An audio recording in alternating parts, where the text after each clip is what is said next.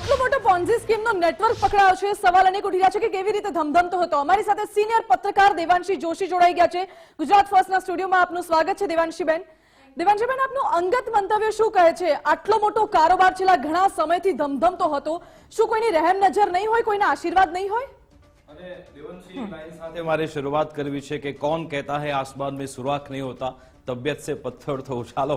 અને આ જે આખો બીઝેડ ગ્રુપનો મામલો છે, સૌપ્રથમ દેવાંશી આપે આ અંગે અહેવાલ દર્શાવ્યો હતો ને આખી વિગતવાર તમે બતાવ્યું હતું કે કેવી રીતે આ લોકોની એમઓએસ છે અને કેવી રીતે લોકો આમાં ફસાઈ રહ્યા છે. તમે એક પણ બાબત સૂચક એ પણ કહી હતી કે જો લોકો લાલચુ હશે, લોકો આમાં ફસાશે તો જ આવા લોકોને એક રસ્તો મળી જશે. તો આખી આ સફર કેવી રીતે રહી, બીઝેડ ગ્રુપ વિશે તમને કેવી રીતે માહિતી મળી? બિલકુલ સામાન્ય રીતે સ્ટુડિયોમાં એક છોકરો આવે છે, મારે ત્યાં જર્નલિઝમ ભણતો છોકરો છે, એનું નેટિવ, એનું વતન ત્યાં હોય છે અને એ પોતાના વતન માટે ચિંતા વ્યક્ત કરે છે. એ કહે છે કે અમારે ત્યાં શિક્ષકો જે રિટાયર્ડ ફંડમાં એમને 40 લાખ 50 લાખ એવી અલગ અલગ અમાઉન્ટ મળે છે. આખી જિંદગી જે લોકો શિક્ષકને નજીકથી ઓળખતો એમને ખબર છે કે એક સીએનજી ગાડીમાં 5 લોકો ભેગા થઈને જાય એટલા રૂપિયા બચાવે એ લોકો. એટલે આખી જિંદગી રૂપિયાની બચત કરી અને પછી છેલ્લે જે રૂપિયા મહેનત ના કમાય છે એ આની લાલચમાં ફસાઈ રહ્યા છે. ભણેલા ગણેલા માણસો છે, એકા ડબલ થશે એવું માનીને રૂપિયા ઇન્વેસ્ટ કરે છે અને એમને ખરેખર એવું લાગે છે કે પૈસા આવશે પાછા. આ પિરામિડ સ્કીમ છે એનો હું ઇતિહાસ સમજી, આ ન્યૂઝ મારી પાસે આ વાત બહુ જ મહિના પહેલા આવી હતી. હું એની એક ડેપ્થમાં મેં જવાની કોશિશ કરી, અરવલ્લીમાં અનેક લોકોને મળી, ઘણા બધા લોકોને પ્રશ્નો કર્યા, એમની પાસેથી આખું સમજી અને બધું જ સમજ્યા પછી આખી સ્ટોરી જ્યારે મારી પાસે તૈયાર થઈ ગઈ, વિડીયો, સાબિતી, ઘણા બધા ડોક્યુમેન્ટ્સ એ બધાની સાથે, એના પછી મેં ભૂપેન્દ્રસિંહ ઝાલાને ફોન કર્યો.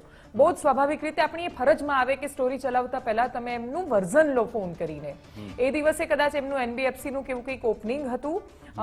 એમણે કોઈ સ્પષ્ટ જવાબ ન આપ્યો અને એમનો જવાબ ન આપવો એ મારી પાસે બહુ મોટો જવાબ હતો કે કોઈ વ્યક્તિ જવાબ ટાળી રહ્યો છે એનો મતલબ કે એની પાસે કોઈ જવાબ નથી. એટલે પછી મેં આખી સ્ટોરી રિલીઝ કરી.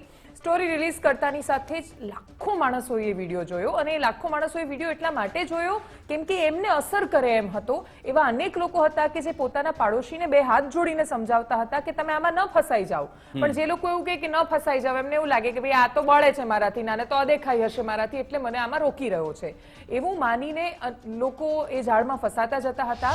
આ થતાની સાથે જ સૌથી ઇન્ટરેસ્ટિંગ ઘટનાક્રમ કે જે બહુ જ બધી મોટાભાગના લોકો સાથે થતો હોય છે, સ્ટોરી રિલીઝ થતાની સાથે જ મને ફોન આવ્યો ભૂપેન્દ્રસિંહ ઝાલાનો.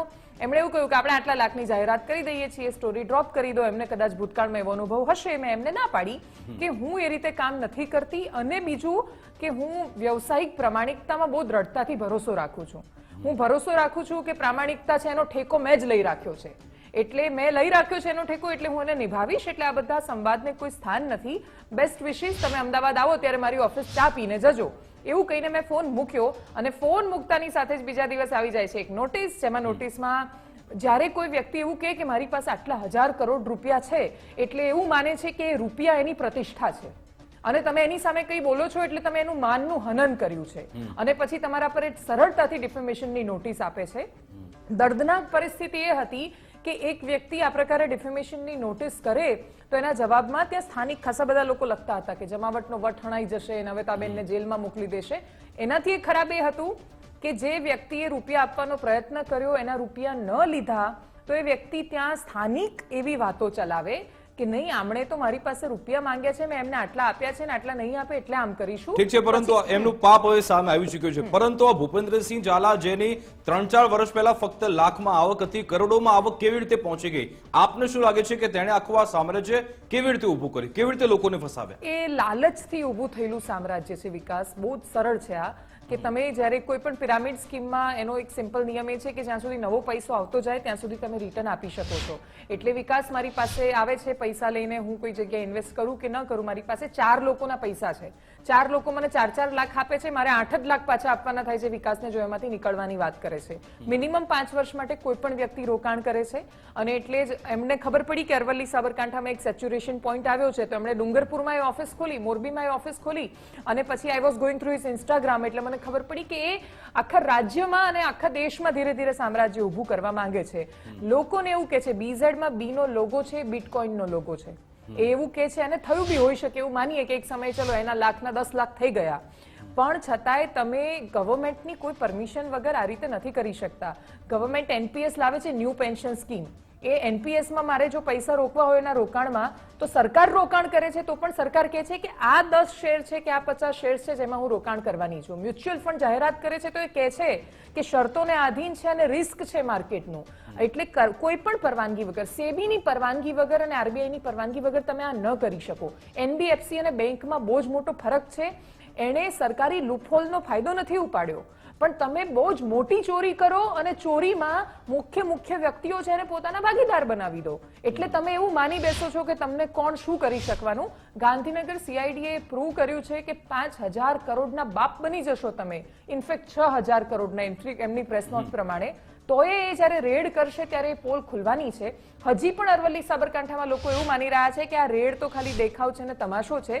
બીઝેડનું કોઈ કશું ઉખાડી નથી શકવાનું. બીઝેડનું કોઈ ઉખાડી શકશે કે કેમ એ મને ખબર નથી.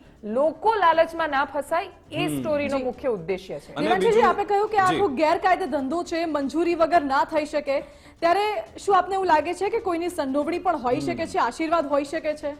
એટલે આશીર્વાદ વગર તો કેવી રીતે શક્ય છે? બીઝેડના તો ત્યાં સુધી પ્લાનિંગ હતા એમના પૈસાની ગણતરીના કારણે. એમણે જ્યારે અપક્ષમાં ઉમેદવારી નોંધાવી ત્યારે કે મારા આટલા એજન્ટ છે, એજન્ટની નીચે કામ કરતા મારા આટલા રોકાણકારો છે, એ રોકાણકારોને હું આટલા રૂપિયાની મદદ કરીશ એટલે આટલા વોટ મને મળી જશે. અને એની બહુ જ એક્યુરેટ ગણતરી હતી.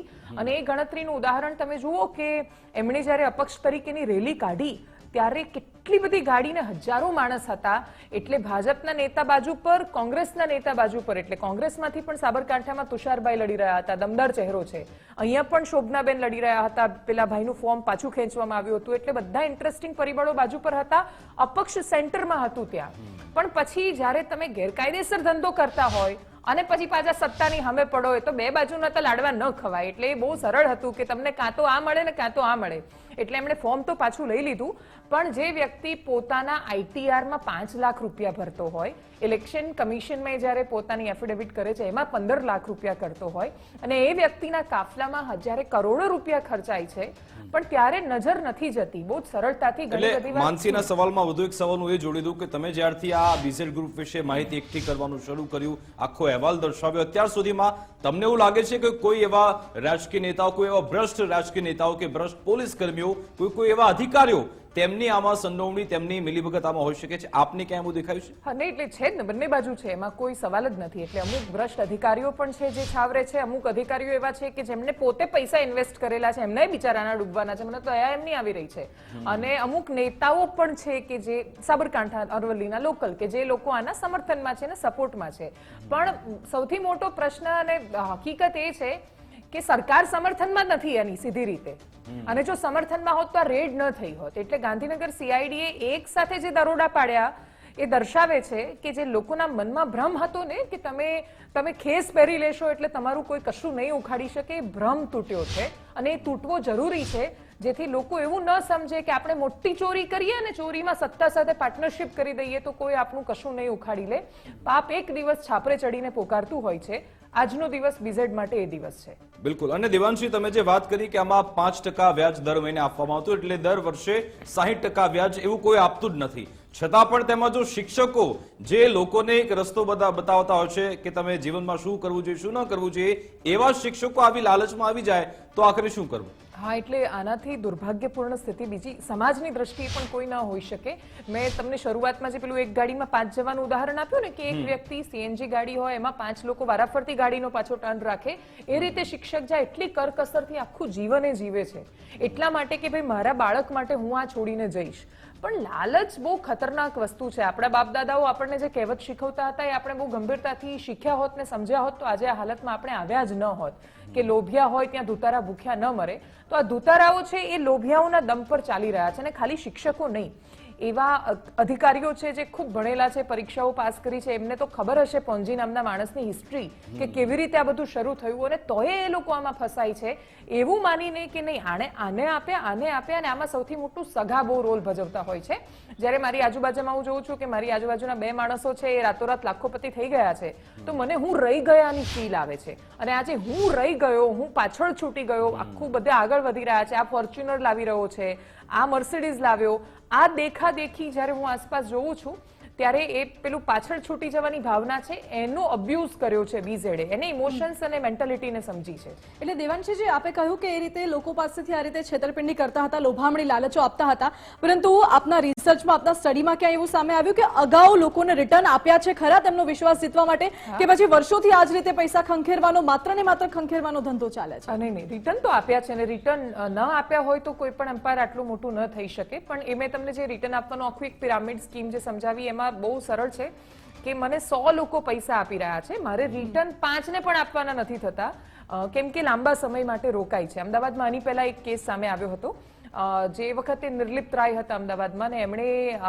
એ વ્યક્તિને પકડ્યો તો એ વ્યક્તિએ પણ ખાસું 1000 કરોડ જેવું એમ્પાયર ઊભું કરી દીધું હતું, અને એની પણ સેમ આ જ સ્કીમ હતી. આ લોકો રિટર્નમાં, એટલે બીઝેડનું પણ એ છે ઇલેક્ટ્રોનિક્સ, એટલે ચાઇનાથી બહુ બધો માલ લઈને આવવાનો, પછી એને અહીંયા એસેમ્બલ કરવાનો, અને પછી ખૂબ સસ્તામાં એસી, ટીવી, ફ્રીજ આપવાના. તમે 10 લાખનું રોકાણ કરશો તો તમને આટલું વળતર તો મળવાનું જ છે, પણ તમને દુબઈની, અબુધાબીની ટ્રીપ મળશે, તમને સિંગાપુર ફરવા લઈ જઈશું એ પ્રકારની ટ્રીપ આપવાની. એટલે આ બહુ બધી લોભામણી વાતો હોય છે જે આકર્ષતી હોય છે. ઓકે, એટલે ન માત્ર પૈસાની લાલચો પરંતુ વાઉચર્સ અને ટ્રીપની પણ લાલચો આપતા હતા. દેવાંશીજી, આપનો ખૂબ ખૂબ આભાર અમારી સાથે જોડાવા માટે.